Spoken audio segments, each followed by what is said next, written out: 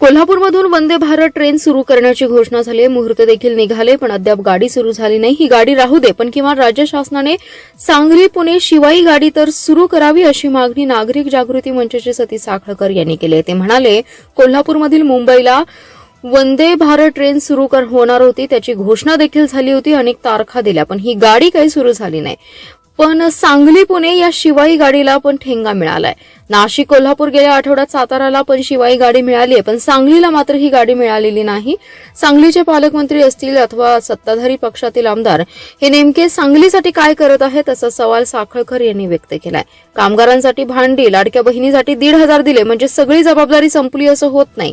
या पलीकडे जाऊन काम होणं आवश्यक आहे. सांगलीने 10 वर्षात सत्ताधारी खासदार देऊन सुद्धा काही विकास झाला नाही, म्हणून लोकसभेला सत्ताधाऱ्यांना पराभवाला सामोरं जावं लागलंय.